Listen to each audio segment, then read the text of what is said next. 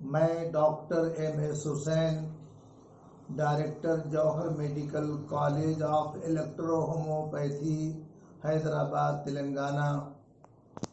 मेरे भारतवासियों और सभी डॉक्टर्स और विशेषकर इलेक्ट्रो होम्योपैथी डॉक्टर, अस्सलामु अलैकुम, नमस्कार, सत श्री अकाल। वो बुलंदी पे अकेला ही गया ये कहकर, वो बुलंदी पे अकेला ही गया ये कहकर, हम सफ़र हो तो सफ़र हो ये ज़रूरी तो नहीं। जो तुम्हें करते हैं बदनाम उन्हें करने दो, जो तुम्हें करते हैं बदनाम उन्हें करने दो, उनकी बातों में असर हो ये ज़रूरी तो नहीं। मेरे भाइयों और मेरे तमाम सभी हिंदुस्तानी भाइयों और सभी डॉक्टर्स, आज वीडियो के माध्यम से आप तक पहुंचने का साहस किया ताकि कुछ बातें आपसे शेयर कर सकूं और कुछ बता सकूं। बहुत सारे डॉक्टर्स के कॉल आए कि इलेक्ट्रो होम्योपैथी कानूनी मामले में अब कहाँ तक पहुंची। आप लोगों की का जो संघर्ष था वो कहाँ तक पहुंचा, आप लोगों की कोशिशें जो थी वो कहाँ तक पहुंची। हमने कहा कि हम इस पर एक वीडियो बना करके डिटेल्स आपके तक पहुंचाएं। इलेक्ट्रो होम्योपैथी पर संघर्ष कंटिन्यू जारी रहा और उस पर कामयाबी भी मिली।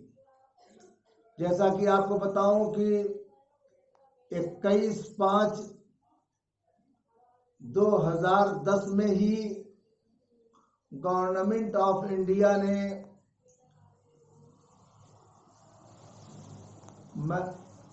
Ministry of health, new Delhi, central government ministry of health के लेटर पैड पे ये पहले ही आदेश जारी कर दिया था कि इलेक्ट्रो होम्योपैथी की प्रैक्टिस और ट्रेनिंग और एजुकेशन को पूरे भारत में कहीं रोका नहीं जा सकता।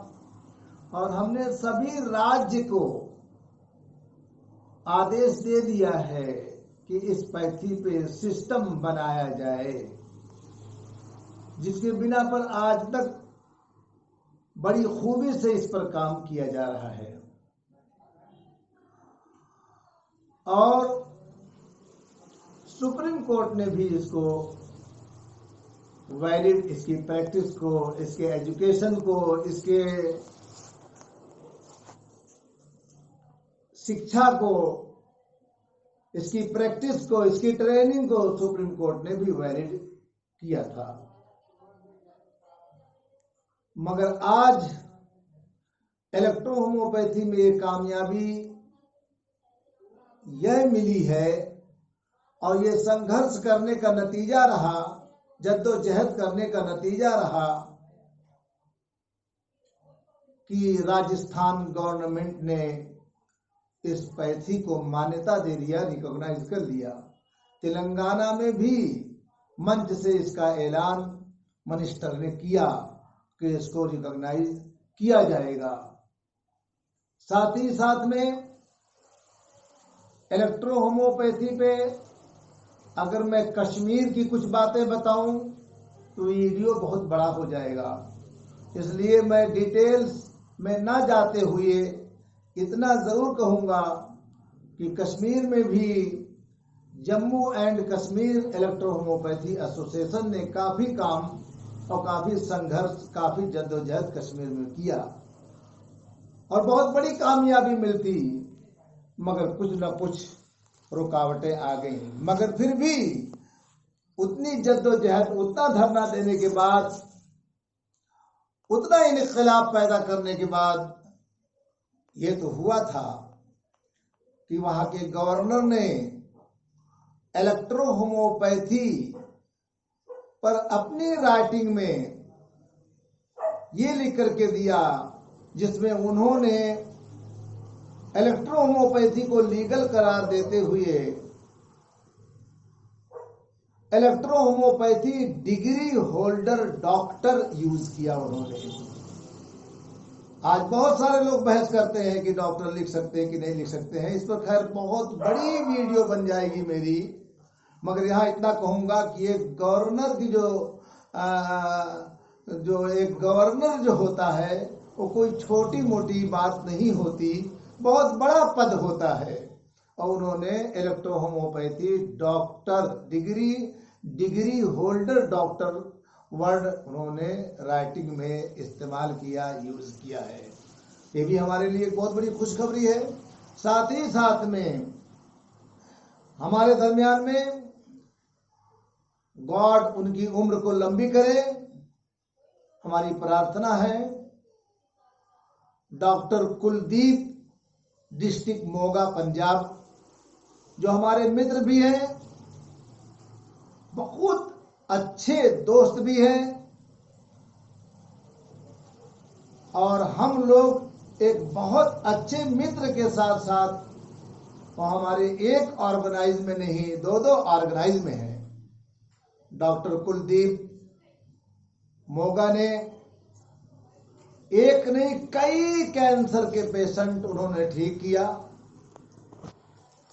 किडनी फेल पेशेंट को हजारों की तादाद में उन्होंने ठीक किया, और कैंसर के पेशेंट को जो ठीक किया उसका पूरा डाटा, उसकी पूरी रिपोर्ट उन्होंने गवर्नमेंट ऑफ इंडिया को भी दिया कि ये पॉजिटिव था, ये हमने दवा दिया, और नेगेटिव हुआ। दोनों रिपोर्ट को सौंपा। यही तक नहीं बल्कि उन्होंने WHO को भी दिया, और WHO ने उसी वक्त उनको एक सर्टिफिकेट जारी करते हुए दिया कि हाँ, तस्दीक हो रहा है कि आपने कैंसर पेशेंट को ठीक किया है। और यही वजह थी कि जब WHO में मेंबर को बढ़ाया जाने लगा तो हिंदुस्तान से डॉक्टर कुलदीप मोगा, डिस्ट्रिक्ट मोगा के रहने वाले डॉक्टर कुलदीप सिंह को WHO का मेंबर बनाया गया। तो एक BEMS डॉक्टर WHO का मेंबर बना, ये कोई छोटी बात तो नहीं है, एक बड़ी बात है। ये एक कामयाबी की तरफ है हम, जिसे गवर्नमेंट ऑफ इंडिया भी एक्सेप्ट कर रही हो, सुप्रीम कोर्ट भी एक्सेप्ट कर रही हो, और WHO भी एक्सेप्ट कर रहा हो कि हाँ, ये पैथी है और खतरनाक और जानलेवा और भयंकर बीमारियों को ठीक करती है। ये माना लोगों ने। ये काम हुआ इलेक्ट्रो होम्योपैथी में। हमने भी इलेक्ट्रो होम्योपैथी के द्वारा बड़ी से बड़ी बीमारियों को ठीक किया है, लेकिन अपने मुंह से अपनी तारीफ ठीक नहीं है। लेकिन इतना तो जरूर कहूंगा कि हमने कोरोना के ताल्लुक से हेल्थ मिनिस्टर को लेटर लिखा था, और हमने परमिशन चाहा था कि कोरोना का इलाज करने का परमिशन दिया जाए। हमें परमिशन नहीं मिला। किसी भी प्राइवेट डॉक्टर जिसके पास वेंटिलेटर वगैरह नहीं है, ऐसे लोगों को परमिशन था ही नहीं। आयुष मंत्रालय से परमिशन नहीं मिला। लेकिन अगर परमिशन मिलता तो इलेक्ट्रो होम्योपैथी में, जहां कैंसर जैसी बीमारी का बेहतरीन इलाज है, तो कोरोना को बहुत हद तक उन दवाओं के द्वारा ठीक किया जा सकता था। इस तरह से हमारा एक ऑर्गेनाइज है EH फाउंडेशन, उन्होंने भी WHO को लेटर लिखा कि इलेक्ट्रो होम्योपैथी के द्वारा कोरोना की बीमारी को ठीक करने के लिए परमिशन दिया जाए। परमिशन नहीं मिला, पर हमारी जद्दोजहद और हम लोगों की कोशिशें, हम लोगों के संघर्ष ये बराबर जारी रहे कि आज इलेक्ट्रो होम्योपैथी में पूरे भारत में इसकी प्रैक्टिस, इसकी ट्रेनिंग और इसके एजुकेशन में कोई भी हमें न दिक्कत है, न कोई परेशानी है, और ना हमें कोई परेशान कर सकता, क्योंकि एक ऑर्डर नहीं बल्कि 100 ऑर्डर इसके फेवर में अभी तक आ चुके हैं। और एक न एक मामला गवर्नमेंट के सामने आ जाता है, कभी कुछ, कभी लद्दाख, तो कभी चाइना, तो कभी महामारी, तो कभी कोरोना। इस तरह से गवर्नमेंट के पास बहुत सारे काम हैं, लेकिन हमारा पूरा प्रपोजल आईबीसी, आईसीएमआर और मिनिस्ट्री में मौजूद है और उस पर तबादला ख्याल हो रहा है, कोशिशें हो रही हैं। मालिक ने, गॉड ने चाहा तो हम बहुत जल्द उस मंजिल तक भी पहुंच जाएंगे जहां यूनानी और आयुर्वेदिक और होम्योपैथिक और एलोपैथी पहुंची हुई है। वो पहुंच चुके हैं, हम पहुंचने वाले हैं। वो सीढ़ियां चढ़ चुके हैं, हम सीढ़ियां चढ़ रहे हैं। ये कोशिश ही की वजह से इतनी पैथी हमारे भारत में है। अगर हमारे पूर्वज ने कोशिश ना किया होता तो यूनानी कैसा रिकॉग्नाइज होती, आयुर्वेदिक कैसा रिकॉग्नाइज होती। आज हमारे पूर्वज ने, हमारे एकाबरीन ने उस पर कोशिश किया तो रिकॉग्नाइज हुई। इलेक्ट्रोहोम्योपैथी पे हम लोग कोशिश कर रहे हैं, संघर्ष कर रहे हैं। मालिक ने चाहा तो वो भी हो जाएगा। और जब तक नहीं होता है तब तक ना हमारी प्रैक्टिस में कोई परेशानी है, ना हमारे ट्रेनिंग में कोई रुकावट, कोई दिक्कतें हैं, और ना हमारे ट्रेनिंग में, ना हमारी प्रैक्टिस में, ना हमारे एजुकेशन में कहीं कोई प्रॉब्लम नहीं है। तो ये इलेक्ट्रोहोम्योपैथी बहुत अच्छी पैथी है और बड़ी कामयाबी की तरफ जा रही है। जय हिंद, जय भारत।